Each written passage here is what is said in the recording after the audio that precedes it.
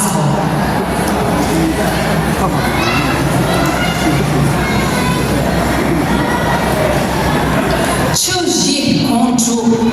Four rivers, six ranges.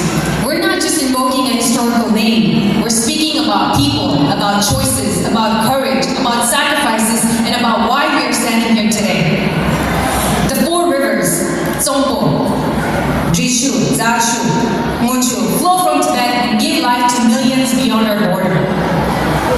The six ranges rise across our nation, especially in Kham and Amdo. Together, four rivers, six ranges means all of Tibet. It means that when Tibet was in danger, Tibetans stood up, not as Khampas or Amdo people or Uzang people, but as one Tibetan people.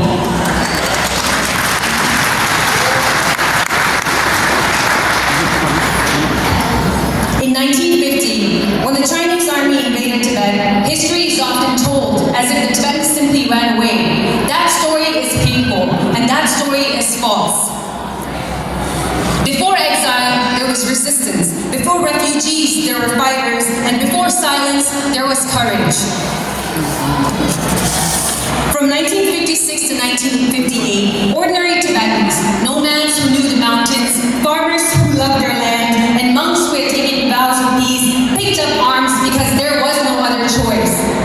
They formed Chuchugundu, knowing that they were facing one of the most powerful modern armies in the world.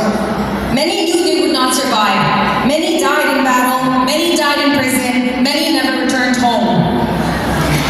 Then came March 1959.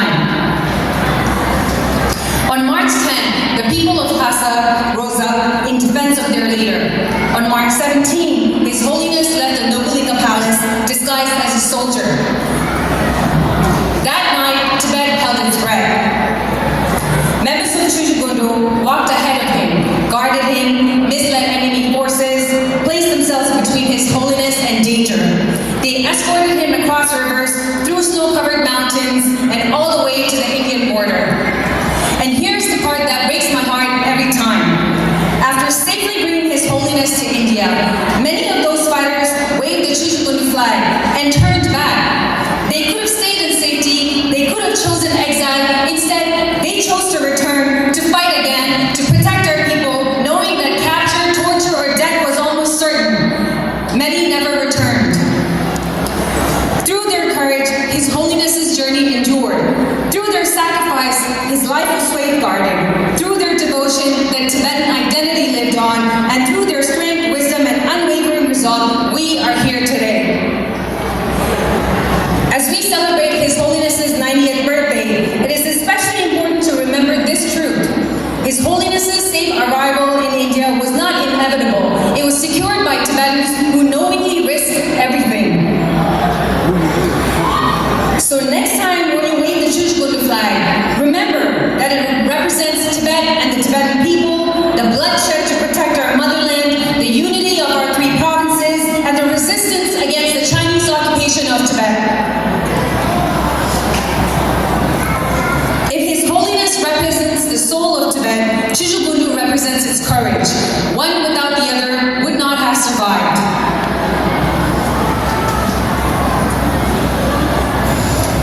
Today, as we celebrate Buddha, I speak not only with words, but with a full heart. Like many Tibetans of my generation, I was born into exile. I didn't grow up in a free Tibet walking freely in a free Tibet. Yet, I have always known Tibet because His Holiness carried Tibet with Him into exile, and He carried us with Him in His heart. Let us pause and truly reflect on one fact that should shake us all. His Holiness lost Tibet at the age of 24. Many of you in this room are that age or close to it. At 24, he lost his homeland. At 24, he became a refugee. At 24, he took responsibility for an entire nation. So I ask you, especially the youth here today, what are you doing at the age of 24 for Tibet and Tibetans? What responsibility are we willing to take on? What sacrifices are we willing to make? His Holiness is not only a spiritual leader, he was and remains a freedom fighter and an activist for Tibet. Not with weapons, but with truth. Not with anger, but with conscience.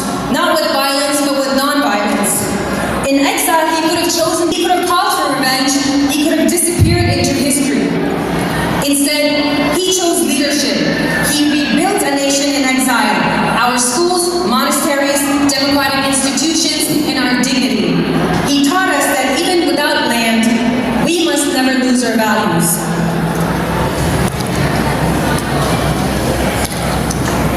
here is something we must clearly say. His Holiness made compassion fashionable. Today, the Western world speaks about mindfulness, corporations teach compassion, CEOs meditate, universities study emotional intelligence, governments speak about empathy and well-being. This did not happen by accident. This happened because one Tibetan monk stepped into the modern world and spoke about love, kindness, and the mind, not as religion, but as human necessity. Long before mindfulness became an industry, His Holiness lived it. Long before compassion became a slogan, he practiced it. The packaging may be modern, but the source is ancient. The heart of his life are his 4 commitments, which are simple, powerful, and unwavering. As a human being, compassion first. As a religious, harmony, not division. As a Tibetan, protect our culture no matter the cost. And as a global citizen, share wisdom for the benefit of all. Short lines, lifelong vows, a blueprint for humanity. Before I conclude, I want to return once more to Chichigun. They did not fight for recognition. They did not fight for the history books. They fought so that Tibet would live, and so that His Holiness could live to guide us. Many of their names were not recorded. Many of their graves were not marked. But their sacrifices live on every time we speak our language, practice our culture, and gather like this today in freedom. I was able to attend a couple of the dress rehearsals before today's event, and I was truly moved by the amount of people gathered and to witness the extraordinary efforts behind the scenes into making this event a success. As an organization, Dokam Chujugunu Canada plays a vital role in the preservation of our rich culture and tradition. The annual cultural show we will see very shortly is world famous, and the performance on Indian guest art is so unique and spectacular and unlike anything we've seen before. And if I'm not mistaken, I think we have the youngest Topso ever for the organization. So that's very exciting too.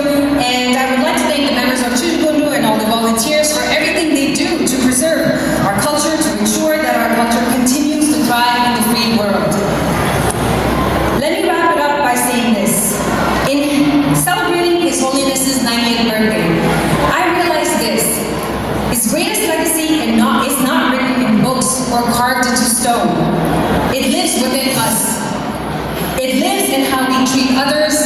It lives in whether we stand for justice without hatred. It lives in whether we take responsibility, especially when it is difficult.